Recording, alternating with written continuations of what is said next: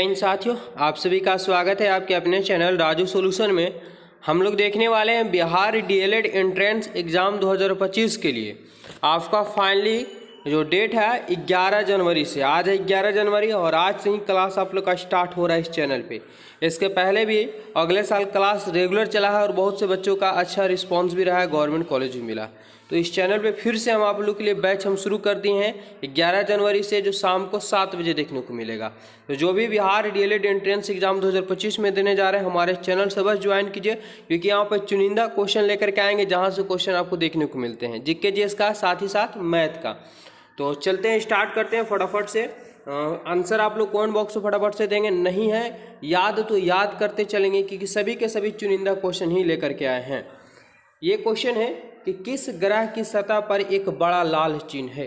किस ग्रह की सतह पर एक बड़ा लाल चिन्ह है, कौन सा ग्रह ऐसा है? तो ध्यान देंगे, इन चारों में से एक ही आंसर होगा जो आप लोग को कमेंट करना होगा फटाफट से। अगर ऑप्शन आप लोग बी बताएं तो बिल्कुल सही, मंगल ग्रह पर एक बड़ा लाल चिन्ह है। ठीक है, ऑप्शन बी करेक्ट आंसर होगा। मंगल ग्रह को लाल ग्रह भी कहा जाता है, आप लोग पढ़े होंगे। आगे बढ़ते हैं, शुक्र ग्रह को पृथ्वी की बहन भी कहा जाता है। देखिए अगला सवाल क्या है, राइनोप्लास्टी शरीर के किस भाग से संबंधित है? राइनोप्लास्टी शरीर के किस भाग से संबंधित है? होठ से, कान से, नाक से, हाथ से? तो ये जो संबंधित है राइनोप्लास्टी, ये नाक से संबंधित है। ऑप्शन सी, अगर ऑप्शन सी आप लोग बताएं तो बिल्कुल सही बताए हैं। चलिए अगले सवाल की ओर बढ़ते हैं। अगला सवाल हमारे पास क्या है, ध्यान समझेंगे कि विटामिन सी की कमी से कौन सी बीमारी होती है? और ये आपको बिहार डीएलएड एंट्रेंस एग्जाम में पूछा गया क्वेश्चन है। तो फटाफट से आप लोग बताइए इसका राइट आंसर क्या होगा। क्या है कि विटामिन सी की कमी से कौन सी बीमारी होती है? देखिए विटामिन सी की कमी से जो होती है ये अस्कर्वी होती है, चमड़ा पे रोग हो जाता है अस्कर्वी। विटामिन ए की कमी से रतौंधी होती है। ठीक है, सांस की बीमारी जो होता है, एनीमिया वगैरह होता है, ये खून की कमी की वजह से ही होते हैं। चलिए आगे बढ़ते हैं। अगला सवाल क्या है, अग्निशामक जिसे फायर ब्रिगेड बोला जाता है, तो अग्निशामक में कौन सी गैस प्रयोग होता है? यानी सीधा सीधा कहने का मतलब हुआ कि आग बुझाने में जो गैस प्रयोग किया जाता है वो कौन सा होता है? कौन सा होता है फटाफट से कीजिए। तो ये होता है कार्बन डाइऑक्साइड गैस होता है। याद रखेंगे सूत्र क्या होगा, CO2 होता है। कार्बन डाइऑक्साइड गैस अग्निशामक यंत्र में प्रयोग किया जाता है। आगे बढ़ते हैं अगले सवाल की ओर। ये साइंस के सभी इंपॉर्टेंट क्वेश्चन है। स्टेनलेस स्टील किसका मिश्रण होता है? स्टेनलेस जो स्टील होता है, ठीक है, लोहा से भी कई गुना ज़्यादा मजबूत होता है ये। तो ये किसका मिश्रण होता है, सम्मिश्रण होता है? तो ये राइट आंसर की बात करें, लोहा और क्रोमियम का मिश्रण होता है। लोहा और क्रोमियम मिला करके स्टेनलेस स्टील बनाया जाता है, जो काफ़ी मजबूत होता है। अगला सवाल क्या है हमारे पास, ध्यान समझेंगे कि जब आप टमाटर खाते हैं तो आप उसका कौन सा भाग खाते हैं? वेरी वेरी इंपॉर्टेंट क्वेश्चन है कि जब आप टमाटर खाते हैं तो उसका कौन सा भाग आप खाते हैं? क्या जड़ खाते हैं? नहीं। क्या तना खाते हैं? नहीं। पत्ती खाते हैं? नहीं। टमाटर का कौन सा भाग खाया जाता है? तो फल खाया जाता है। ऑप्शन क्या होगा? तो बी, यहाँ पे डी करेक्ट आंसर हो जाएगा। चलिए आगे बढ़ते हैं। अगला सवाल क्या हमारे पास, ध्यान से समझिएगा, सभी के सभी अति महत्वपूर्ण प्रश्न हैं। चैनल को अभी सभी लोग सब्सक्राइब कर लिए, साथ ही साथ थोड़ा शेयर भी कर दीजिए, मजा आ जाएगा। मलेरिया का कीटाणु क्या होता है? मलेरिया, ठीक है, मलेरिया पहले बहुत ज़्यादा मात्रा में होता था, मादा एनोफिलीज मच्छर काटने से होता था। लेकिन पूछा यहाँ पे कुछ और है कि मलेरिया का जो कीटाणु है वो कौन है, इसमें से क्या है? क्या वायरस है? तो वायरस से नहीं होता है। बैक्टीरिया, फफूंद नहीं, जीवाणु की वजह से होते हैं। ऑप्शन डी यहाँ पे करेक्ट आंसर हो जाएगा।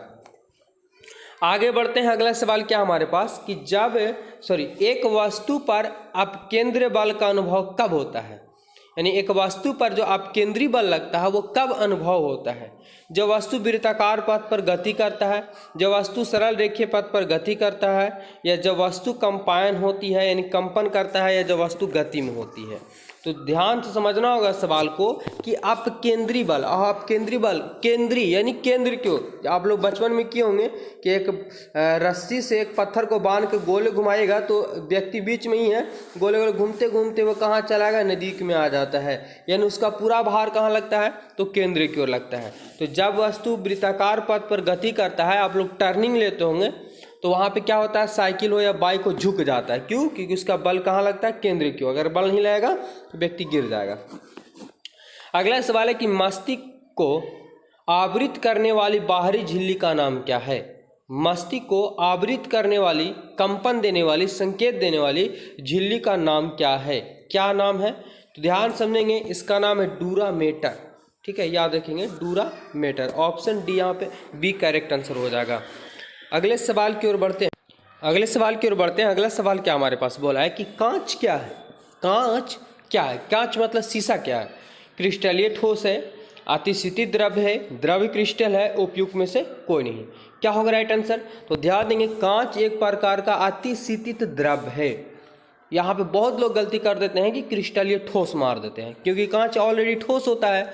ठीक है, लेकिन यहाँ पे राइट आंसर क्या होगा? कांच एक प्रकार का अतिशीतित द्रव्य है। क्यों?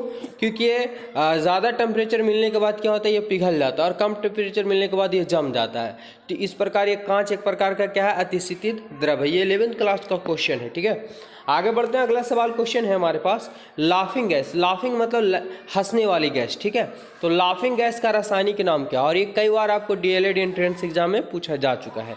सभी के सभी चुनिंदा क्वेश्चन है, वीडियो में बने रहेंगे। एवरीडे शाम को 7 बजे क्लास मिल रहा है आप लोग का। ठीक है, तो लाफिंग गैस का रासायनिक नाम जो है, यह सूत्र है नाइट्रस ऑक्साइड होता है। नाइट्रस ऑक्साइड N2O इसका राइट आंसर हो जाएगा। चलिए आगे बढ़ते हैं। अगला सवाल है कि पीतल किसका मिश्र होता है? यानी पीतल जो बनाया जाता है वो किसको मिला मिला करके बनाया जाता है? किस मिश्रण करके बनाया जाता है पीतल को? तो याद रखेंगे, पीतल जो बनाया जाता है, ठीक है, ये जस्ता और तांबा रहता है। क्या रहता है? जस्ता, Zn। ठीक है, जस्ता और तांबा रहता है। आगे बढ़ते हैं अगले सवाल की ओर। अगला सवाल हमारे पास क्या है, ध्यान समझेंगे, देखेंगे क्या दिया हुआ। गति प्रेरक, जिसे पेस मेकर भी कहा जाता है, कहीं कहीं आपको रेड पेस मेकर रहेगा या गति प्रेरक रहेगा, निम्न में से किससे संबंधित है? क्या गुर्दा से, मस्तिष्क से, हृदय से या फेफड़ा से? किससे संबंधित है? तो गति प्रेरक, यानी प्रेरक समझ सकते हैं कि जो किसी भी अभिक्रिया की गति को क्या कर देता है, बढ़ा देता है। जैसे व्यक्ति देखते कम बोलेगा, लेकिन अगर उसको थोड़ा सा नशा वगैरह कर लेगा तो उसकी आवाज़ क्या हो जाती है, बढ़ जाती है। तो वहाँ पे शराब क्या उसके लिए कर रहा है, गति प्रेरक का काम कर रहा है। तो इसी प्रकार से गति प्रेरक या पेस मेकर जो है किससे संबंधित है? तो ये हृदय से संबंधित होता है।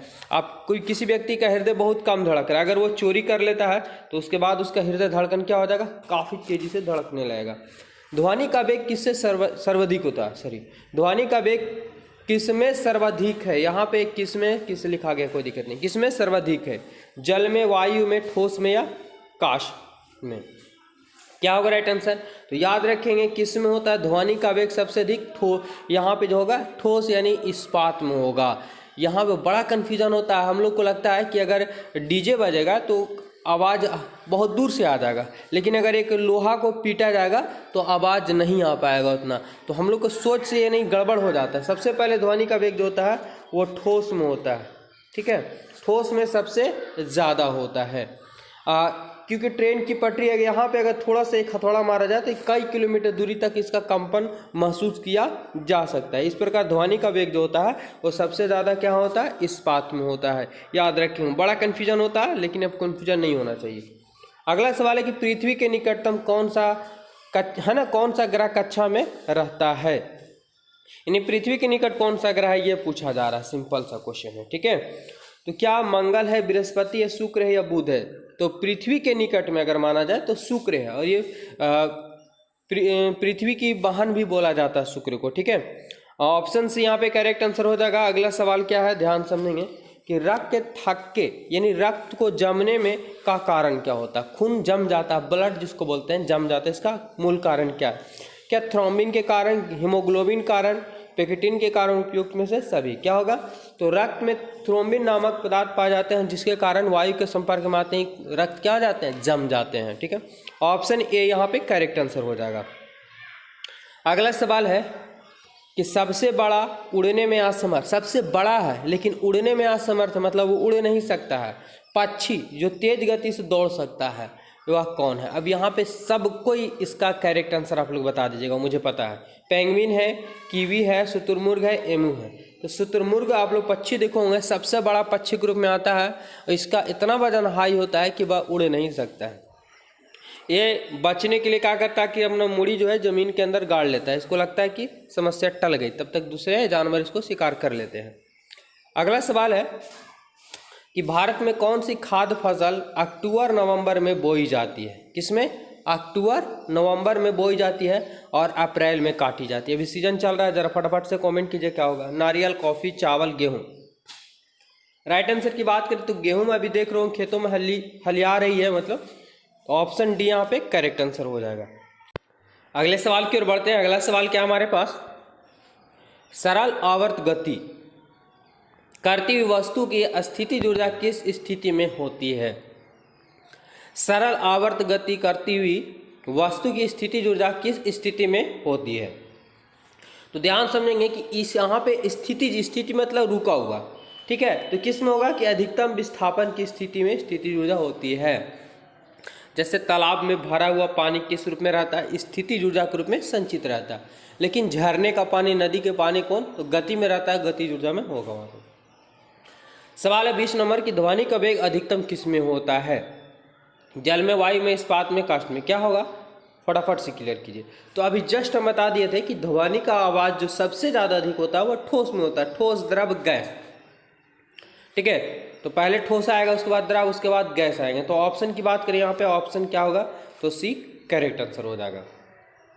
इस वीडियो में इतना ही क्वेश्चन है, देते हैं अगला वीडियो में 20 क्वेश्चन लेकर के आएंगे जो सोशल साइंस का। ये साइंस का अति महत्वपूर्ण प्रश्न थे, सभी के सभी याद कर लेंगे। हमारे चैनल में अभी तक नहीं ज्वाइन किया तो चैनल को अवश्य ज्वाइन कीजिए, क्योंकि एवरीडे शाम को 7 बजे आप लाइव क्लास देखने को मिल रहा है, जो एग्जाम के व्यू से काफ़ी इंपॉर्टेंट है। ऐसे ही क्वेश्चन आएंगे। धन्यवाद, मिलते हैं नेक्स्ट वीडियो में।